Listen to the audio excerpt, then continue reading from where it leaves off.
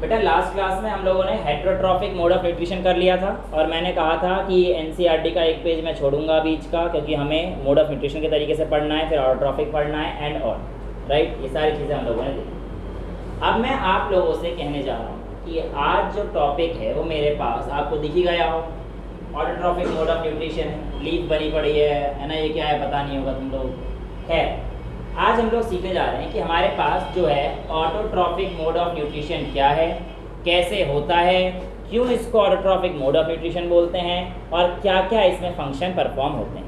ठीक है, शुरू करें। देखो बेटा, ऑटोट्रॉफिक और हेट्रोट्रॉफिक मोड ऑफ न्यूट्रिशन में आप लोगों का जो मेजर डिफरेंस जो आज तक आप लोगों को पता है वो ये है, ऑटोट्रॉफ मतलब वो जो अपना खाना खुद बनाए और हेट्रोट्रॉफ मतलब वो जो अपना खाना दूसरों से लें।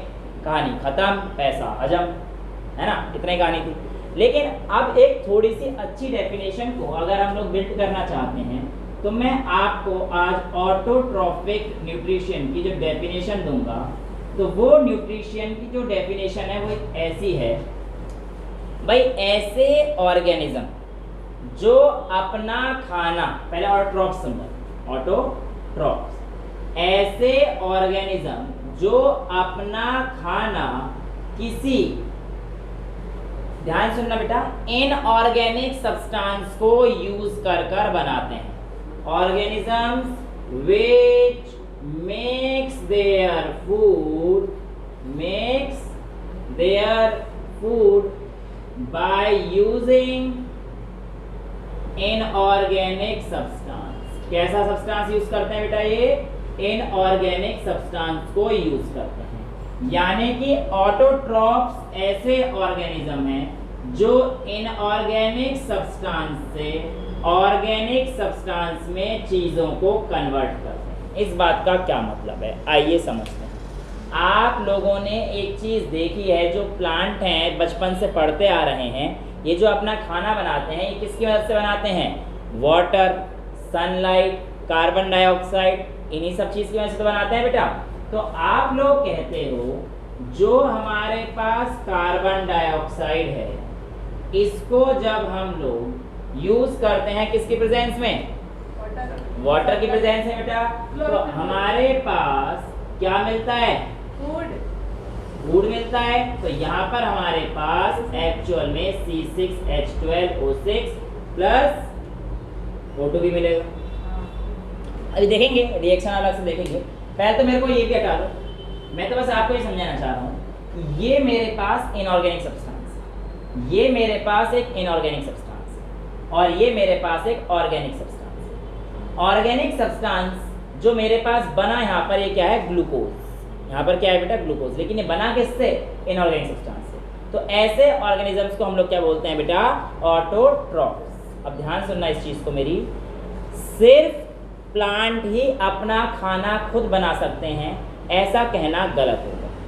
कुछ लोअर ऑर्गेनिजम्स जैसे कि बैक्टीरिया में भी अपना खाना खुद बनाने वाली प्रजाति पाई जाती हैं। जैसे अगर मैं बैक्टीरिया की बात करूंगा तो बैक्टीरिया में भी देखो बोलेंगे उनको भी ऑटोट्रॉफ्स बेटा, बैक्टीरिया में भी बोलेंगे उनको ऑटोट्रॉफ्स, पर बैक्टीरिया में जो ऑटोट्रॉफ्स हैं वो दो पार्ट में डिवाइड हो जाते हैं। बैक्टीरिया के ऑटोट्रॉफ्स आप लोगों के दो पार्ट में डिवाइड हो जाते हैं। एक होते हैं फोटो ऑटोट्रॉफ और दूसरे होते हैं कीमो ऑटोट्रॉफ। ये जो कीमो ऑटोट्रॉफ होते हैं बेटा, ये अपना खाना सनलाइट को यूज करके नहीं बनाते हैं, यानी कि कीमो ऑटोट्रॉफ के पास कोई पिगमेंट नहीं होता है, लेकिन फोटो ऑटोट्रॉफ के पास पिगमेंट होता है। कि किसी कोई कॉल आया, वीडियो ऑफ हो जाए तो मेरे को बता देना, ठीक है। वेल, अगर मैं बात करूंगा कि फोटो ऑटोट्रॉफ में जो पिगमेंट होता है, क्या वो बिल्कुल सेम वही पिगमेंट होता है जो हायर प्लांट के पास होता है? तो आपका आंसर है यस सर, इनमें भी क्लोरोफिल ए ही पाया जाता है और ये बिल्कुल सिमिलर है एज कंपेयर टू दोज जो आप बाहर पेड़ पौधे देख रहे हैं, जो उनके पास क्लोरोफिल ए है वही क्लोरोफिल ए उनके पास भी होता है। लेकिन कुछ और चीज़ें हैं जो हायर प्लांट्स में नहीं है, वो अलग चीज़ें होंगी, लेकिन जो क्लोरोफिल ए इसमें पाया जाता है वही क्लोरोफिल ए उसमें भी पाया जाता है। तो बैक्टीरिया में जो फोटो ऑटोट्रॉफ्स हैं वो हमारे पास अपना खाना खुद बना सकते हैं। यहाँ तक किसी को कोई दिक्कत है? किसी बच्चे को कोई दिक्कत? तो आपकी लाइफ प्रोसेस में जहाँ से ऑटोट्रॉफिक न्यूट्रिशन शुरू होता है, अगर आप देख पा रहे हैं तो यहाँ पर हमारे पास ये बोल रखा है, it is a process by which autotrophs take substance from outside and convert them into stored form of energy. यानी कि आपके पास क्या आएगा? Stored form of energy. अगर इसने बोल रखा है तो हम लोग क्या बात करते हैं, इसको समझते हैं। देखो बेटा, स्टोर्ड फॉर्म ऑफ एनर्जी क्यों बोला गया है, इस चीज़ को समझने से पहले एनसीईआरटी का जो मैंने पेज छोड़ा था उस पेज को एक बार बात कर लेते हैं। हालांकि उसमें सभी बातें ह्यूमन की बॉडी की करी गई हैं। जैसे कि बोलता है, अब आप क्या कर रहे हो? ऑक्सीजन ले रहे हो। अब ऑक्सीजन लिया तो आपकी बॉडी में डिफ्यूजन से काम चलेगा नहीं, क्योंकि हमारी बहुत कॉम्प्लेक्स टिश्यू सिस्टम है। तो कॉम्प्लेक्स होने के लिए कोई ना कोई एक ऐसी चीज़ होनी चाहिए जो आपकी बॉडी के हर एक सेल तक ऑक्सीजन पहुंचा दे। इसके लिए आपकी बॉडी में क्या प्रेजेंट रहता है? हीमोग्लोबिन होता है, जिसकी वजह से आपके पास जो आपकी एनर्जी है, जो आप खाना खाते हो, उस एनर्जी की वजह से आपकी पूरी बॉडी में हर एक जगह पर क्या पहुंच जाती है? एनर्जी पहुंच जाती है। और इस प्रोसेस को जहाँ पे सेल की सारी रिक्वायरमेंट जितनी भी उसकी एनर्जी की है वो प्रॉपर तरीके से पूरी करी जाती है, उसको जितनी ऑक्सीजन चाहिए वो सारी चीज़ दी जाती है। ऐसे प्रोसेस को हम लोग रेस्पिरेशन बोलते हैं। बेस्ड एक्चुअल में ब्रीदिंग और रेस्पिरेशन में डिफरेंस है। ब्रीदिंग सिंपली ये है, ज़्यादा करूँगा तो अंदर की चीज़ें बाहर आ जाएंगी, ठीक है? इतना एक बार में काफ़ी है। तो कहने का मतलब ये है, breathing is simply the intake of oxygen and removal of carbon dioxide from the body. लेकिन जब आपका हर एक सेल उस ऑक्सीजन को यूज़ कर कर उसकी जितनी भी चीज़ें रिक्वायरमेंट थी वो फुलफिल करेगा, एनर्जी यूटिलाइज करेगा हर एक सेल, उस प्रोसेस को हम लोग क्या बोलेंगे? रेस्पिरेशन। समझ में आया ब्रीदिंग और रेस्पिरेशन में डिफरेंस? तो ऑक्सीजन लेना और सेल तक पहुंचाना ताकि हर एक सेल उसको यूटिलाइज कर सके, वो रेस्पिरेशन। लेकिन सिंपली खींचना और छोड़ना वो ब्रीदिंग। तो इसके बाद हम लोग खींचेंगे, खाएंगे, पिएंगे, ऐश करेंगे। तो पिएंगे तो क्या होगा? खाएंगे तो क्या होगा? दिक्कतें आएंगी भाई। वेस्ट जमा होगा, तो जमा होगा तो क्या होना चाहिए? बाहर भी निकलना चाहिए। बाहर निकलने के लिए आपकी बॉडी फिर और बढ़िया एक्सक्रीशन सिस्टम है। तो ये सारी चीज़ें हैं। अब ऐसा तो नहीं है ना कि जब तुम खा रहे हो तभी काम चल रहा है, तुम सो रहे होते हो तो ऐसा तुम्हारा दिल धड़कना बंद कर देता है। कई कारणों में सोते हुए सुसु आ जाती है। इसका मतलब ये है भाई एक्सक्रीशन सिस्टम सही काम कर रहा है। सर मैं तो रात करके सोता हूँ, मुझे नहीं आता। अरे कभी कभार तो आई होगी जिंदगी में। तो कहने का मतलब क्या है कि आपका एक्सक्रीशन सिस्टम सही काम कर रहा है, ठीक है? तो इसका मतलब रात में जब आप सो भी रहे होते हो, यानी कि जब आप रेस्ट की पोजीशन पे भी होते हो, तो आपकी बॉडी में ये सारे काम चल रहे होते हैं। और ये सारे काम क्यों चल रहे होते हैं बेटा? क्योंकि आपकी बॉडी में एनर्जी मिल चुकी है आपको। वो किससे मिली? जो आपने न्यूट्रिशन लिया, खाना खाया। यानी कि जो आपने खाना खाया उससे आपको एनर्जी मिली। लेकिन दिक्कत आ गई, एक खाना तो खाया था सुबह को, सुसु आई रात को। ये तो बड़ी दिक्कत वाली बात है। तो खाना खाते वक्त ही काम हो जाता, लेकिन ऐसा तो नहीं होता है ना। यानी कि जो प्रोसेस चल रही होती हैं वो जब आप सो रहे होते हो या फिर कुछ नहीं भी कर रहे हो, बैठे हुए हो, तब भी आपका काम चल रहा है। नॉट ओनली एक्सक्रीशन, बाकी सारे भी चल रहे हैं। सर्कुलेशन चल रहा है, डाइजेशन चल रहा है, रेस्पिरेशन चल रहा है, सब चल रहा है, राइट? तो ये प्रोसेस चल कहाँ से रही है? अभी तो खाना नहीं खा रहे तुम में से कोई भी। खा दे तो फिर मैं छीन लेता, मैं खाता फिर उसे, डांट थोड़ी हूँ। तो कहने का मतलब यही है कि आप लोगों के पास जो आपने खाना खाया उससे आपको एनर्जी मिली, पर वो एनर्जी ऐसे कैसे है कि वो पूरे टाइम तक चली रही है। तो बेटा आपकी जो एनर्जी वो क्या हो जाती है? स्टोर हो जाती है। और हमारी ह्यूमन बॉडी में जो स्टोर होगा वो आएगा ग्लाइकोजन की फॉर्म में, जो कि लीवर और कुछ हद तक मसल्स में भी स्टोर रहती है। और प्लांट के अंदर जो स्टोर्ड फॉर्म ऑफ एनर्जी है वो स्टार्च होता है, जो कि उसके लीफ में स्टोर रहता है। कई जगह पर स्टेम में भी स्टोर हो जाता है, but majority of the plants कहाँ पर हमारे पास स्टोर करके रखते हैं? हमारे पास लीफ में रखते हैं। यानी कि मैंने आपको क्या बोला कि जो प्लांट में एनर्जी की रिक्वायरमेंट है उसको कौन प्रोवाइड कर रहा है हमारे पास? ये हमारा ग्लूकोज। अब सुनना, एक्चुअल में क्या है, ये हमारे पास जब कार्बोहाइड्रेट, ये क्या है हमारे पास? कार्बोहाइड्रेट मतलब कार्बन और हाइड्रोजन का मिक्सचर है ना। एक बड़ी क्लास में पढ़ेंगे, कार्बोहाइड्रेट को भी क्लासीफाई कर देंगे। बट आप अभी ये समझो कि जो हमारा ऑर्गेनिक सब्सटेंस है वो हमारे पास क्या है? कार्बोहाइड्रेट। और ग्लूकोज इज अ कार्बोहाइड्रेट। और फिर ग्लूकोज और कंडेंस हो जाता है दूसरी फॉर्म में, उसका नाम क्या है? Sucrose, C12H22O11। फिर वो और पूरा स्टार्च, मतलब जो सुक्रोज है वो और ज़्यादा कंडेंस फॉर्म है। जब सुक्रोज टूटता है तो वो ग्लूकोज और फ्रक्टोज में टूटता है। ठीक है, तो और कंडेंस फॉर्म में जाके टूटता है। पॉलीसेकेराइड्स वो, और मतलब बेटा जब हमारे पास मोनोसेकेराइड्स होते हैं सिंगल सेकेराइड, मतलब कि जब आपके पास वो हाइड्रोलाइज होंगे तो वो और फर्दर नहीं टूटेंगे, वो और फर्दर नहीं टूटेंगे, सबसे सिंपलेस्ट फॉर्म में टूटेगा वो हमारे पास मोनोसेकेराइड। जैसे कि ग्लूकोज एक मोनोसेकेराइड है, सेकेराइड मतलब स्वीट इन टेस्ट, ठीक है, तो ये मोनोसेकेराइड है, ये एक ऐसा कार्बोहाइड्रेट है मोनोसेकेराइड, कार्बोहाइड्रेट के टाइप है मोनोसेकेराइड। अब जैसे मैंने आपको बोला सुक्रोज वो डाइसेकेराइड है, क्योंकि जब हम उसको तोड़ेंगे तो वो ग्लूकोज और फ्रक्टोज में टूट रहा है, ग्लूकोज और फ्रक्टोज, तो ग्लूकोज और फ्रक्टोज मोनोसेकेराइड है, लेकिन सुक्रोज क्या है, डाइसेकेराइड है। तो कहने का मतलब जो मुद्दे पे आते हैं वो ये है कि कार्बन डाइऑक्साइड और H2O इनऑर्गेनिक हैं, इनका यूज करके ऑर्गेनिक चीज बनाई गई और प्लांट ने इसको यूज कर लिया, स्टोर कर लिया। जब उसको रिक्वायरमेंट दी उसने कह दिया बेटा एनर्जी पड़ी है, जा ऐश कर। फर्दर किसमें कंडेंस हो सकता है, स्टार्च, जिसका फॉर्मूला क्या लिखते हैं जनरली, C12H22O11, ठीक है, ये चीज आप लोगों को क्लियर है, यहाँ तो कोई दिक्कत नहीं है। तो ये हमारे पास ऑटोट्रॉफ था। अब ऑटोट्रॉफ तो इनको बोलते हैं ऐसा मोड ऑफ न्यूट्रिशन जो perform and the organism which perform these are called autotrophs and this mode of nutrition is called autotrophic nutrition। ऐसे ऑर्गेनिजम्स जो ये काम करते हैं उनको बोला जाता है ऑटोट्रॉफ्स, और इस मोड ऑफ न्यूट्रिशन को जिसमें ऑटोट्रॉफ आते हैं उसको हम लोग क्या बोलते हैं, ऑटोट्रॉफिक न्यूट्रिशन। दोनों में डिफरेंस क्लियर है, ऑटोट्रॉफ्स और ऑटोट्रॉफिक न्यूट्रिशन में, इसमें तो कोई दिक्कत नहीं होनी चाहिए, ठीक है।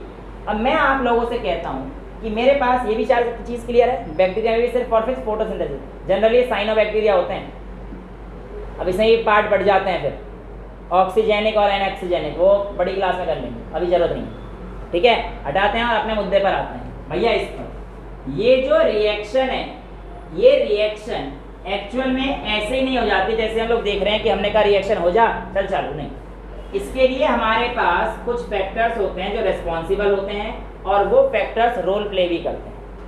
आइए देखते हैं कौन कौन से, जैसे कि कार्बन डाइऑक्साइड है और वाटर है। बेटा अगर इसे सनलाइट और क्लोरोफिल नहीं मिलेगी, सनलाइट को मैं H न्यू से रिप्रेजेंट कर रहा हूँ, तो मैं चैप्टर 1 में पढ़ा चुका हूँ, ये सनलाइट का फॉर्मूला होता है, सनलाइट को रिप्रेजेंट करने का तरीका होता है। सनलाइट और क्लोरोफिल अगर उसे नहीं मिलेगी तो आपके पास ये कहानी नहीं होती है, यानी कि इनके साथ अगर ये मिल जाए तो कहानी थोड़ी सी और आगे बढ़ गई। भाई ये तो बनना, ये तो सिर्फ इनऑर्गेनिक से ऑर्गेनिक का जाना था, ये तो सिर्फ इनऑर्गेनिक से ऑर्गेनिक का जाना था, लेकिन जरूरी नहीं है कि हर बार ऑक्सीजन निकले, मैंने बता दिया एनऑक्सीजेनिक, जैसे कि बैक्टीरिया है वहाँ पे जरूरी नहीं है कि हर बार ऑक्सीजन निकलती है, सल्फर भी निकलती है, ठीक है, वहाँ पे ग्रीन सल्फर बैक्टीरिया भी होते हैं, पर्पल सल्फर बैक्टीरिया भी होते हैं, बेकार की बातें क्यों करनी है, जिसको पढ़ना है एक्स्ट्रा डिटेल में बाद में पूछना। तो अभी यहाँ पर देखो कि ऑक्सीजन बाहर निकल रहा है, पर हर बार ऑक्सीजन निकलता जरूरी तो नहीं था, यहाँ पर सिर्फ इतना बन के रुक गया।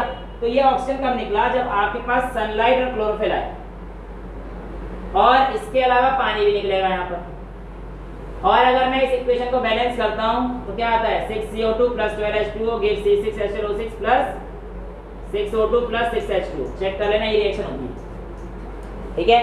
अब मेरे पास कहने का मतलब ये है कि इनऑर्गेनिक से अब भी ऑर्गेनिक मिल रहा है, बट ऑर्गेनिक में एक चीज़ और मिल गई, आपको क्या मिल गई, ऑक्सीजन। ये तो बहुत बढ़िया वाली बात हो गई यार, कि जब प्लांट अपना खाना बनाते हैं तो वो अपना खाना तो बना ही रहे हैं और मोरओवर हमें क्या दे रहे हैं, ऑक्सीजन दे रहे हैं। इससे बढ़िया बात क्या है, तो इसलिए हमेशा ज़िंदगी में पौधे लगाना है ना, एक एक पौधा तो डेली मतलब महीने में एक लगा दो, कहीं भी दिख रहा है, अच्छा यहाँ दिख रहा है तो यहाँ पौधा लगा दिया, खाली जगह दिख गई तो लगाया, और अच्छे काम, ठीक है।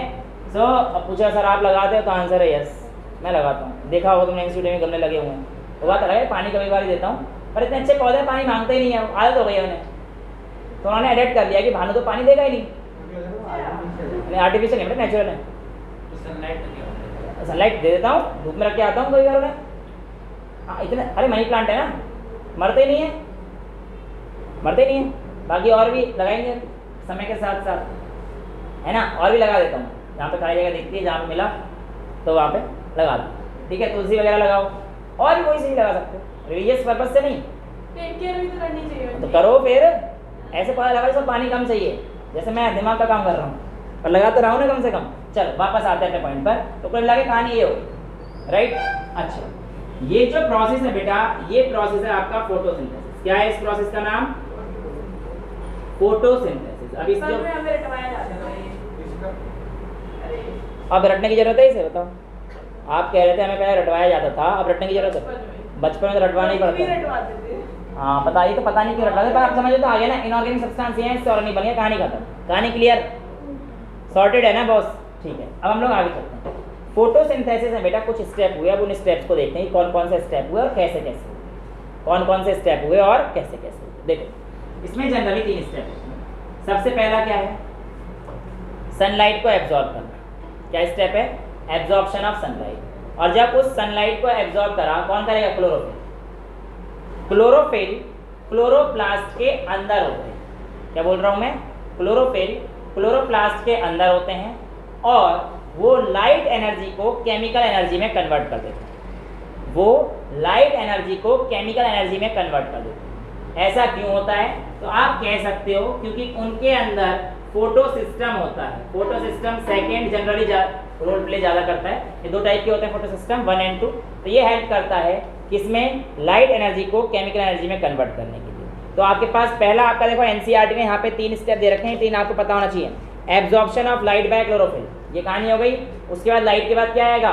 उस लाइट एनर्जी को उसने केमिकल एनर्जी में तोड़ दिया और ये जो एनर्जी मिली, अब इससे क्या होगा? जो आपका वाटर था इसको स्प्लिट कर देगा इनटू हाइड्रोजन एंड ऑक्सीजन। इसको स्प्लिट कर देगा हाइड्रोजन और ऑक्सीजन। अब ये H अलग हो गया, O अलग हो गया और C यहाँ पर था, तो इस सब C, H और O मिलके वो क्या बना देता है? C6H12O6। अब ध्यान सुनो, इस C के पास O था ऑलमोस्ट, था, मैं ये नहीं कह रहा नहीं था ना, लेकिन इस C के पास H तो नहीं था। तो यहाँ पर क्या हुआ है? H का एडिशन हो गया है और एडिशन ऑफ H क्या होता है? रिडक्शन होता है। कॉन्सेप्ट समझो कितना प्यारा कॉन्सेप्ट है ना, समझने वाली चीज़ है रिडक्शन। तो लास्ट टाइम देखो एनसीईआरटी ने दे रखी है reduction of carbon dioxide to carbohydrate. ये तो अब समझ में आ गया ना भाई? तीनों स्टेप क्लियर हैं। पहले स्टेप में लाइट एब्जॉर्ब करी, उसके बाद क्या हुआ? टूट गई। कहाँ से टूटी? पीएच सिस्टम सेकेंड से, है ना। इसके पास था दम इतना, अब इसके पास सेंटर होता है, रिएक्शन सेंटर वगैरह, उसमें नहीं जाना। ठीक है, इतनी चीज़ें क्लियर हैं। तो ये हमारे पास क्या बन गया? सारा फोटोसिंथेसिस का सिस्टम बन गया। यहाँ तक किसी बच्चे को कोई डाउट नहीं है? अब हमारे पास है 1 एक्सपेरिमेंट, 2 एक्सपेरिमेंट और 3 एक्सपेरिमेंट। तीसरा तो बोला है करके बता सकते हो, तो हम करके बता देंगे, मतलब दिखा सकते हैं, समझा सकते हैं कैसे हैं। करने के लिए देख लेंगे, अभी अपरेटिस वगैरह अगर मंगाएं टाइम पे आ जाते तो कर लेंगे, नहीं आए तो अगले बैच के लिए अच्छा है। ठीक है, वेल अब हमारे पास क्या है? यहाँ पर एक डायग्राम है, उसको समझते हैं। बेटा ये जो लीफ है, तो जो ग्रीन पार्ट आप देखते हो उसको लमाइना लीफ ब्लेड बोलते हैं। ग्रीन पार्ट जो दिखता है वो हमारे पास क्या होता है? Lamina leaf blade. और उसके बाद जो बिल्कुल मिड वेन जाती है, मिड रिब जो होती है, ये मिड रिब है, और साइड में जाती है इसे साइड वेन बोलते हैं, या वेन हमने यहाँ पे लिखा हुआ है। ठीक है, यहाँ तक कोई दिक्कत तो नहीं है। अब ये लीफ ब्लेड या लमाइना एक ही बात है। अब यहाँ पर जो रेड वाला पोर्शन है, ये एक हमारे पास किसका है? फ्लोएम का, और ब्लू वाला जाइलम का। आपके एनसीईआरटी में देखो दे रखा है, रेड वाला पोर्शन फ्लोएम का और ब्लू वाला जाइलम का। एक्चुअल में ये हमारे पास लीफ में प्रेजेंट है। ये क्या काम करते हैं, कैसे काम करते हैं, जब मैं ट्रांसपोर्ट समझाऊंगा आपका प्लांट के, तब आपको पूरी डिटेल में समझाऊंगा। बेकार में यहाँ पे छोटा मोटा बता दूँ, कोई फायदा तो है। बस इतना याद रखो, xylem helps in conduction of water and minerals, phloem helps in conduction of food. अभी के लिए तो इतना काफ़ी है, फिर मैं इसको दोबारा से पूरा पढ़ाऊंगा जब जाइलम फ्लोएम खोल के पढ़ेंगे आराम से, कोई दिक्कत वाली चीज़ नहीं आएगी। अब यहाँ पर मेरे पास क्या हुआ, ये जो मैंने डॉटेड बना रखा है बेटा, इसका मतलब है मैं इसका एक सेक्शन काट रहा हूँ। इसका मतलब है सेक्शन काट रहा हूँ। तो एनसीईआरटी जो कंटेस्ट मार रखा है, इसका मतलब क्या है? उसने सेक्शन काटा है, और इस सेक्शन को काटा है तो हमारे पास ये मिला। माइक्रोस्कोप में देखा तो ये देखा। अब सुनो, मैंने आपको माइक्रोस्कोप बता दिया है ना, रॉबर्ट हुक। अच्छा आपको नहीं, 9th क्लास में सर पढ़ाया मैं नहीं था ना, इसलिए मुझे लगा कि मैंने बता दिया। तो कुछ बच्चे ऐसे भी जिन्होंने 9th क्लास से नहीं पढ़ी थी यहाँ पे, तो वो सुन ले बेटा। एक्चुअल में क्या होता है, हमारे पास 10 की पावर -6 तक के जो चीज़ें होती हैं वो हम लोग लाइट माइक्रोस्कोप से देख सकते हैं। किससे देख सकते हैं? लाइट माइक्रोस्कोप से देख सकते हैं। तो क्लोरोप्लास्ट कई बार जनरली उससे दिख जाते हैं, लाइट माइक्रोस्कोप से we can observe it easily, पर इलेक्ट्रॉन माइक्रोस्कोप से तो और आसानी से जाएंगे। लेकिन 10 की पावर -6 मीटर से जो भी चीज़ ज़्यादा छोटी होती है उसको आप लाइट माइक्रोस्कोप से नहीं देख सकते। तो बेस्ड ऑन द साइज आपको माइक्रोस्कोप यूज़ करना पड़ता है कि आपको कौन सा माइक्रोस्कोप यूज़ करना है। ठीक है, अब 10 की पावर -9 की कोई चीज़ है तो आप उसे लाइट माइक्रोस्कोप से नहीं देख सकते। आपको कौन सा माइक्रोस्कोप यूज़ करना पड़ेगा? इलेक्ट्रॉन माइक्रोस्कोप यूज़ करना पड़ेगा। वो अलग वो इलेक्ट्रिसिटी से चलता है। पहले चांद तारे थोड़ी देखने हैं, अजीब बात कर रही है। मैं कह रहा हूँ लीफ के अंदर देखना है, टेलीस्कोप चांद तारे थे। टेलीस्कोप ऑप्टिक्स ज़्यादा पढ़ ली तूने। हाँ कंपाउंड माइक्रोस्कोप वगैरह कराएंगे, हाँ वो यूज़ कर सकते। अब हमारे पास बेटा यहाँ पर लीफ का स्ट्रक्चर आता है, इसको ध्यान से देखेंगे तो लीफ का जो आउटर मोस्ट लेयर है ऊपर की तरफ, इसके ऊपर आपको एक कवरिंग दिखाई दे रही है और इस कवरिंग में मैंने ब्लू कलर से हल्का सा आपको दिखा रखा है, लाइन खींच रखा है। एक्चुअल में ये वैक्स का होता है, वैक्स क्यूटिकल होती है, जनरली सुबेरिन की होती है। इसकी होती है जनरली सुबेरिन की होती है, SUBERIN। अब ये वैक्सी क्यूटिकल के अंदर हमारे पास पाए जाते हैं एपिडर्मिस। एपिडर्मिस कहीं पे भी आए, चाहे हमारी ह्यूमन बॉडी की आउटर मोस्ट लेयर जो बोली जाती है इसकी, वो भी एपिडर्मिस है। इसका भी काम क्या है? प्रोटेक्शन करना। तो प्लांट में भी इसका काम क्या है? एपिडर्मिस का काम प्रोटेक्शन करना ही होता है। अब एपिडर्मिस के अंदर जाएंगे तो NCERT हमारे पास इनके अंदर क्लोरोप्लास्ट तो दिखा देती है। कुछ काम तो नहीं होता एपिडर्मिस में? प्रोटेक्शन करना होता है। कैसी बात कर रही है, कुछ काम नहीं होता भाई। आप इस लेयर को हटा दो, ठीक है, सूरज की डायरेक्ट रेज आएंगी आपके यहाँ पे, आपकी बॉडी में कैंसर कॉजिंग जीन्स हैं, ऑन्कोजीन्स, सीधा अटैक करेंगे और कैंसर हो सकता है। इतना बड़ा तो काम कर रही है, इससे ज़्यादा क्या चाहिए? और बहुत सारे काम होता है हमारी बॉडी में। टिश्यू तो है ना एपिडर्मिस। बेटा आउटमोस्ट लेयर को क्या कर रहे हो, आराम से बैठ जाओ। तो एपिडर्मिस जो है हमारे पास बेटा आउटर मोस्ट लेयर, काम उसका प्रोटेक्शन इन नेचर है, चाहे आपकी हो चाहे मेरी चाहे प्लांट की हो, एपिडर्मिस सब में होती है। आउटर मोस्ट लेयर को एपिडर्मिस बोला जाता है, ठीक है। सो अब हमारे पास जो नीचे आए तो NCERT इस तरीके कुछ डायग्राम बनाती है, कोशिश करिए मैंने कि NCERT वाले बन जाए। तो बेटा इसको जो ऐसे सिलेंड्रिकल लॉन्ग टॉल सिलेंडर वाले स्ट्रक्चर है, एक्चुअल में इसमें क्लोरोप्लास्ट है, इसमें भी क्लोरोप्लास्ट है, इसमें सब में क्लोरोप्लास्ट आपको दिख रहे हैं। पर ये वाले जो क्लोरोप्लास्ट होते हैं इनको हम लोग बोलते हैं पैलिसेड लेयर। एक्चुअल में हमारे पास पैरेन्काइमा वगैरह आप लोगों ने पढ़ा था, तो यहाँ पे हमारे पास दो टाइप के पैरेन्काइमा पाए जाते हैं। पैलिसेड लेयर में पैलिसेड पैरेन्काइमा, क्योंकि यहाँ पे क्या बनना है? खाना बनना है, स्टोरेज करना है, तो वो सभी काम पैरेन्काइमा करता था। तो यहाँ पर जो पैलिसेड लेयर आती है, 9th क्लास आपने पढ़ा होगा, यहाँ पे पैरेन्काइमा आते थे, तो वो पैलिसेड पैरेन्काइमा होता है। पैलिसेड के नीचे आप देखोगे कुछ स्पेस है, स्पेस के बाद कुछ गोल गोल से बन गए हैं, तो ये वाले जो लेयर हैं इस लेयर को हम लोग कहते हैं स्पॉन्जी लेयर। यानी कि अगर मैं लेयर का डिस्ट्रीब्यूशन कर दूं तो ये वाली लेयर मेरे पास कौन सी है? Palisade layer. और जो ये वाली लेयर है बेटा ये कौन सी मेरे पास? Spongy layer. और इन दोनों को मिला के मैं बोलता हूँ मीजोफिल। क्या बोलते हैं बेटा? तो मीजोफिल में हमारे पास क्या देखा जाता है? स्पॉन्जी लेयर और पैलिसेड लेयर। स्पॉन्जी पैरेन्काइमा और पैलिसेड पैरेन्काइमा यहाँ पर पाए जाते हैं। इन बिटवीन यहाँ पे एयर स्पेस रहता है। और उसके अलावा नीचे हम लोग जाएंगे तो हमारे पास गार्ड सेल भी होते हैं। अभी गार्ड सेल का काम क्या है हम लोग आगे देखेंगे। और गार्ड सेल के बाद फिर से नीचे अब कवरिंग भी तो करनी होगी बेटा। लीफ का ऊपर का लेयर, नीचे का लेयर पहुंच गए तो नीचे वाली लेयर भी क्या होगा? दोबारा से वही एपिडर्मिस होगा। हाँ, क्यूटिन का जो अमाउंट है, सुबेरिन क्यूटिन, यहाँ पे मैंने गलत बोल दिया, सुबेरिन वैक्सी सब्सटेंस जो है क्यूटिन है, ठीक है। तो यहाँ पे जो क्यूटिन का सब्सटेंस है ये कम होता है as compare to the upper layer. नीचे वाले लेयर में थोड़ा सा मामूली सा कम पाया जाता है। उसका रीजन है अभी हम लोग थोड़ी देर में देखेंगे। वैक्सी क्यूटिकल क्योंकि यहाँ पे क्यूटिन प्रेजेंट होता है। नीचे से कौन सा पानी रिलीज होता है? नहीं, हाँ, इसलिए थोड़ा सा कम अमाउंट भी रहता है ना। रिलीज तो होता है, ऐसा नहीं है कि नहीं होता। अभी हम लोग देखेंगे क्या क्या डिफरेंसेस होते हैं, वो सब आगे समझेंगे। अभी पहले ये देखो, अब मेरे पास क्या था? NCERT में एक एक्सपेरिमेंट था और उसमें हमारे पास बोला गया था एक आप वेरीगेटेड लीव्स। वेरीगेटेड लीव्स जैसे आपने मनी प्लांट की लीव देखी होगी, बीच से पीली होती है, साइड से हरी हरी होती है। अब उसके बाद हमें टेस्ट करना है, पहला टेस्ट हमें करना है whether chlorophyll is essential for photosynthesis और नॉट, टू डिटरमाइन कि क्लोरोफिल एसेंशियल है या नहीं, ठीक है। मैंने एक प्रोटोनेटेड वेरीगेटेड लीफ ले ली, क्रोटॉन या फिर मनी प्लांट के पौधे से। जब मैंने उसको प्लग किया, अब मेरे पास कुछ इस तरीके की लीफ थी जिसमें साइड में पैचेस ग्रीन थे। अब मैंने क्या करा बेटा, फटाफट से इस लीफ को लेकर बॉइलिंग वाटर के सॉल्यूशन में डाल दी। सुनते जाना मैं क्यों कर रहा हूँ सभी काम। बॉइलिंग वाटर के सॉल्यूशन में डाल दिया। बॉइलिंग वाटर के सॉल्यूशन में इसलिए डाला जाता है ताकि जितनी भी एंजाइमेटिक एक्टिविटीज इसके अंदर हो रही हैं वो अब रुक जाएं। जब वो रुक जाते हैं तो इसमें फर्दर कहानी तो होगी नहीं। अब उसके बाद हम लोग बनाते हैं एक वाटर बाथ। और वाटर बाथ बनाने के बाद बेटा ध्यान से सुनना, वाटर बाथ बनाने के बाद हम लोग इसे ही वाटर बाथ क्या होता है ऐसा, एल्कोहल के सॉल्यूशन में डिप कर देते हैं इस लीफ को। रीजन क्या है, आप ध्यान सुनना मेरी इस बात का। एक्चुअल में हम लोग इस लीफ को डायरेक्ट एल्कोहल में रखकर बॉयल नहीं कर सकते, क्योंकि एल्कोहल हाईली इन्फ्लेमेबल होता है और तुरंत आग पकड़ सकता है। इसलिए हम लोग डायरेक्ट एल्कोहल में हीट नहीं करते। क्या करते हैं, इस बीकर में जो हमारे पास वाटर होता है, पहले तो वाटर को हीट करते हैं।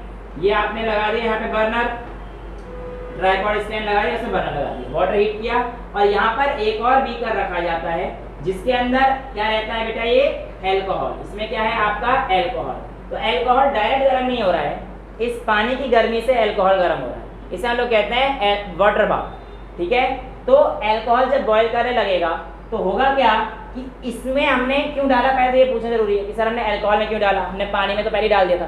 बेटा पानी में इसे डाला था ताकि उसके अंदर की सभी एंजाइमेटिक एक्टिविटी रुक जाए। एल्कोहल में मैं इसलिए डाल रहा हूँ ताकि इसके अंदर का सारा क्लोरोफिल निकल जाए।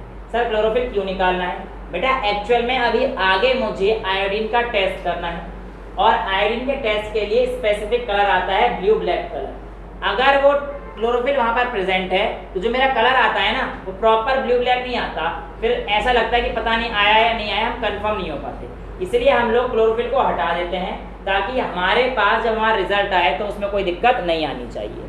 अब होगा क्या, रीजन आप पूछ सकते थे मेरे से कि सर एल्कोहल में ऐसा क्या है कि इसने लीफ में से क्लोरोफिल को निकाल दिया।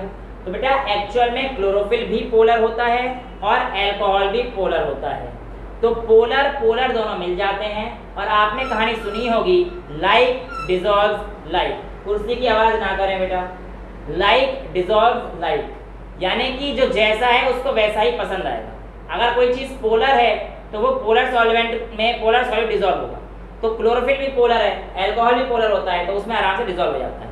और आपकी लीफ जब एल्कोहल में डालने के बाद कलर ऑब्जर्व करोगे तो लीफ का कलर कलरलेस पेल येलो हो जाएगा पूरा, और जो एल्कोहल का सॉल्यूशन है वो कैसा कलर में आ जाएगा बेटा, अब ग्रीन कलर में आ जाएगा। रीजन क्या है कि एल्कोहल में अब क्लोरोफिल आ चुका है। ठीक है, अब आप उसको लेके गए, उसके बाद आपने आयोडीन डाला, तो आप देखेंगे जहाँ जहाँ पर ग्रीन सब्सटेंस था केवल वहीं वहीं पर आपका ब्लू ब्लैक हुआ।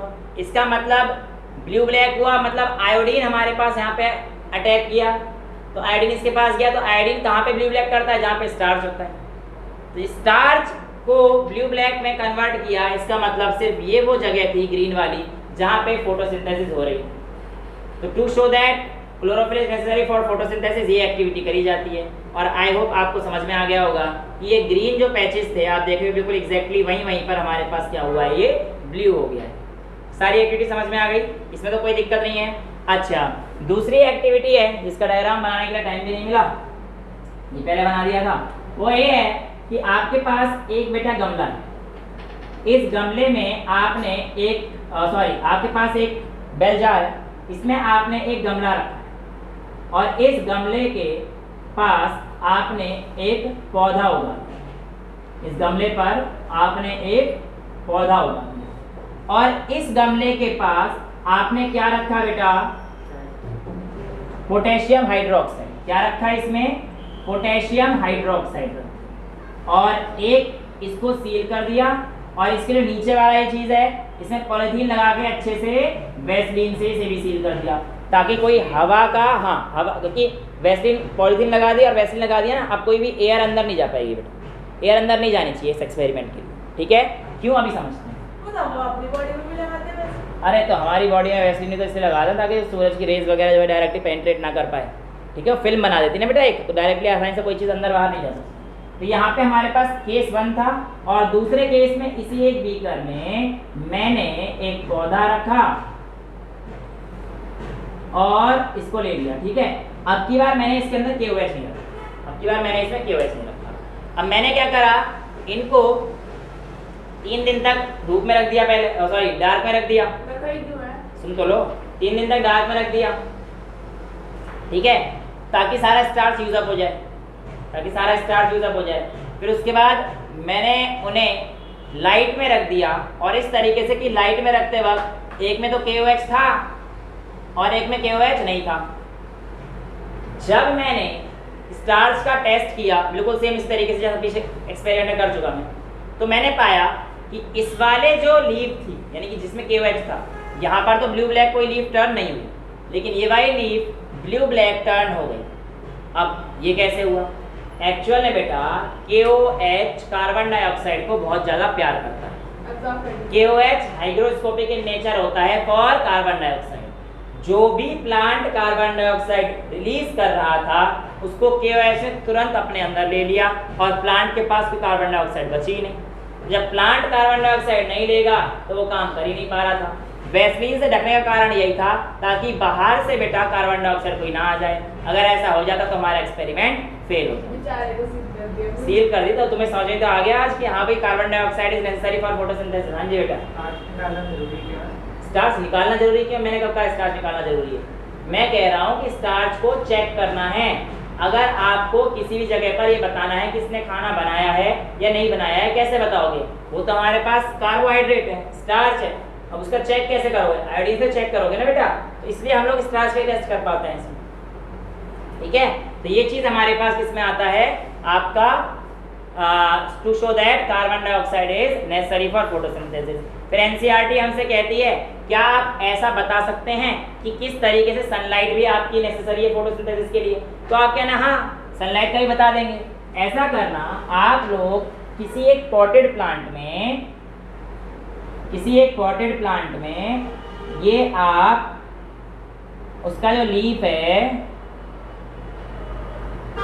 इसको कवर कर देना स्ट्रिप से, एल्यूमिनियम की स्ट्रिप से कवर कर देना। जब आप इसे एल्यूमिनियम की स्ट्रिप से कवर कर देंगे, अच्छे से टेपिंग कर देंगे, इस बात का ध्यान रखना पहले तो इसे डार्क में रख देना ताकि सारा स्टार्च यूज हो जाए, और फिर टेप लगा देना, फिर सनलाइट में लेके आ जाना। फिर आयोडीन डाल देंगे। अब हाँ आयोडीन डालेंगे तो पता पड़ गया तुम्हें करना ही क्या है ना? तो कहने का मतलब अभी सिर्फ एल्यूमिनियम लगा दिया तुमने यहाँ पे, फिर जब तुम पूरा आयोडीन का सॉल्यूशन डालोगे तो तुम क्या देखोगे बेटा? तो तुम ये देखोगे कि जो हमारी लीफ थी,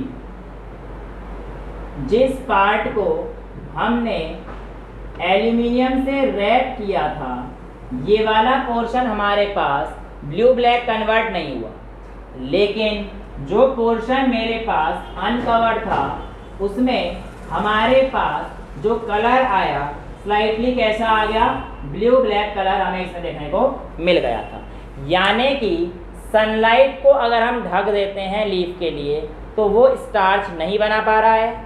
स्टार्च नहीं बना पाया, इसका मतलब इस जोन में सनलाइट नहीं पड़ी है। तो this shows that sunlight is necessary for photosynthesis. ये भी क्लियर है आपको? अब आगे चलते हैं कि प्लांट को सिर्फ ऐसा तो नहीं है कि भैया सिंपल कार्बन डाइऑक्साइड ही चाहिए, अगर पानी चाहिए भी तो क्या पानी तो हवा से लेगा नहीं, और भी चीज़ें चाहिए होती हैं। तो बेटा ये सब की पूर्ति वो कैसे करता है? देखो एक्चुअल में जो उसको कार्बन डाइऑक्साइड चाहिए होती है वो लीफ के ऊपर कुछ पोर्स होते हैं, उन पोर का नाम होता है स्टोमेटा।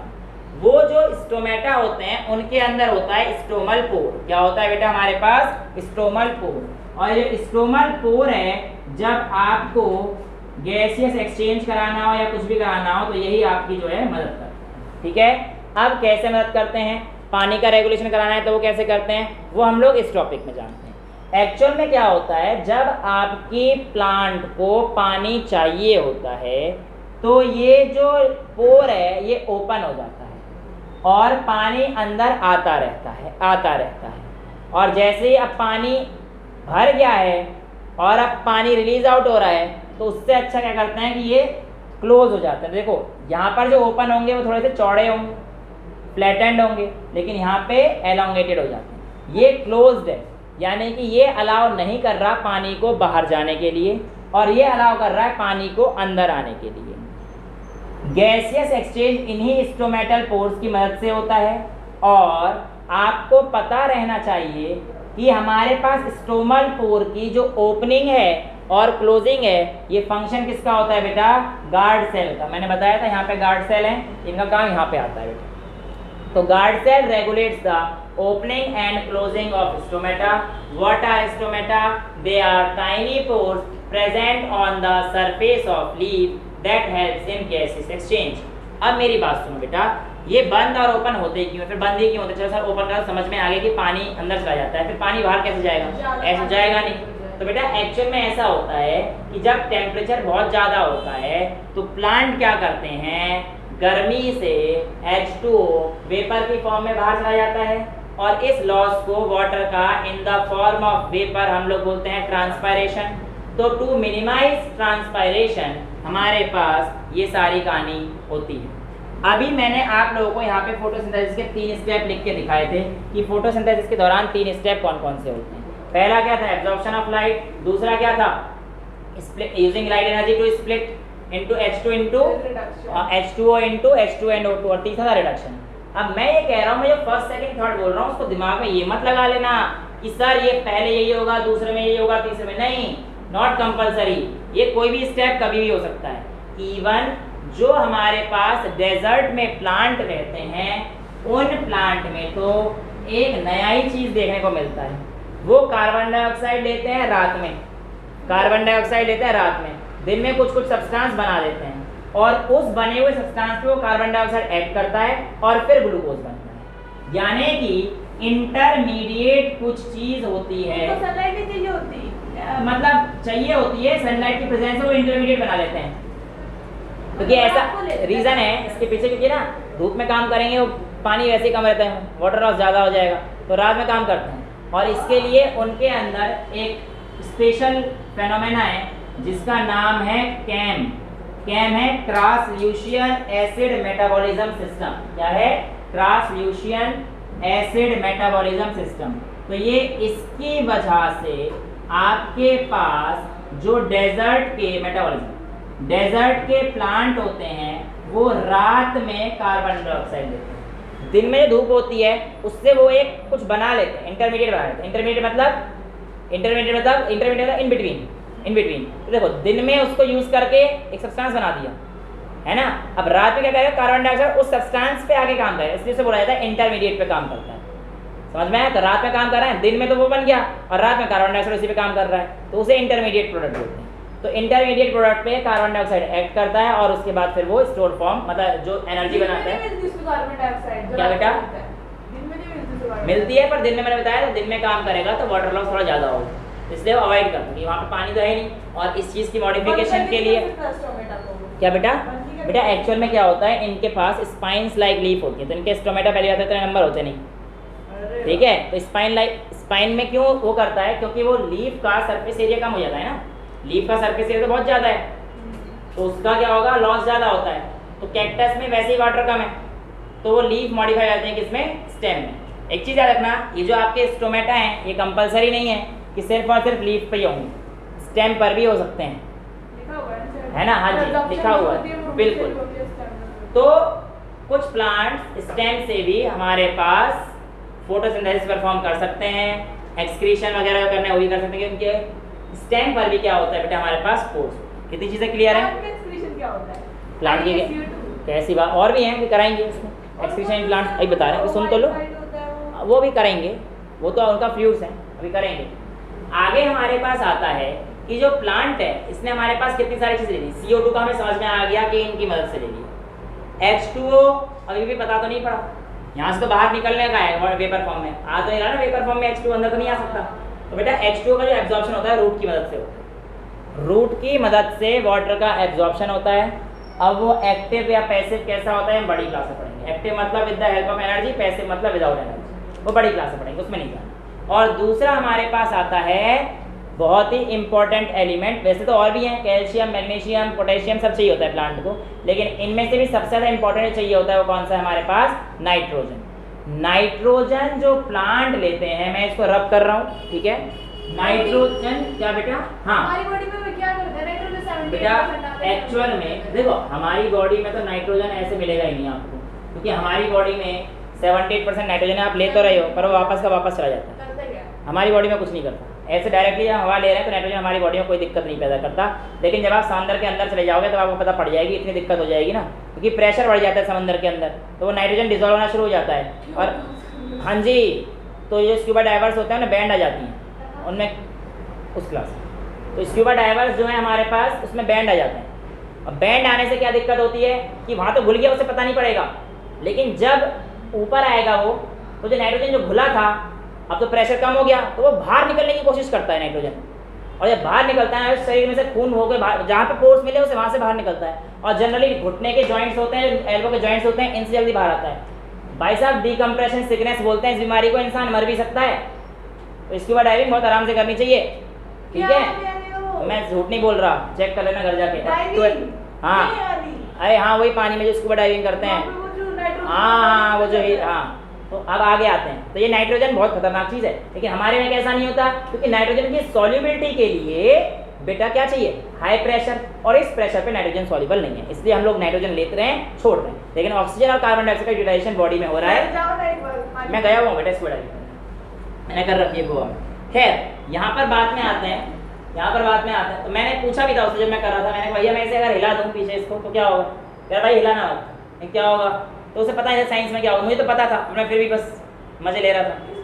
वो बेटा पीछे गैस डाल के देते हैं स्कूबा डाइवर्स, उस गैस में हीलियम होती है ना, और नाइट्रोजन का मात्रा थोड़ी सी कम होती है, ऑक्सीजन की मात्रा थोड़ी सी बढ़ा देते हैं, और इनर्ट गैस हीलियम डाली जाती है, ठीक है। अब वापस आते हैं अपने टॉपिक पर। क्यों हीलियम क्या करती है? इनर्ट होती है ना, रिएक्ट नहीं करने देती उसको, नाइट्रोजन को। हाँ अब सुनो यहाँ पर ध्यान से कि जो नाइट्रोजन है ये प्लांट कैसे लेते हैं। देखो आपकी बुक में सिंपल लिख रखा है नाइट्राइट्स और नाइट्रेट की फॉर्म में, पहले तो ये नहीं पता होगा मैं नाइट्राइट और नाइट्रेट क्या है। फॉर्म है इसकी। NO2 और NO3, तो नाइट्राइट कौन सा है, नाइट्रेट कौन सा है? नाइट्राइट तीसरे वाला और नाइट्रेट दूसरे वाला है। NO2 क्या है? नाइट्रेट, नाइट्राइट, नाइट्राइट NO3 है, नाइट्राइट और NO2, ये नाइट्राइट है। हाँ बेटा सब यही कहते हैं। हाँ तू कह रहा था पर तो ये कंफर्म था। हाँ अच्छा ठीक, मुझे तो आज तक रहता नहीं, अब गलत हो गया खुद चेक कर लेना, ठीक है। तो जो भी है तुम्हारे कहने पे लिख दिया मैंने, अरे सही। तो ये नाइट्राइट होता है, नाइट्रेट होता है। एक्चुअली होता क्या है, कैसे होता है ये देखते हैं। देखो पहले जो एटमॉस्फेयर में नाइट्रोजन है, इस पे बैक्टीरिया या कोई भी चीज, बहुत सारे हैं, ये नाइट्रोजन टूटता है, कौन आ रहा है, एक तो इसमें इसकी। वापस आते हैं, कॉल खत्म।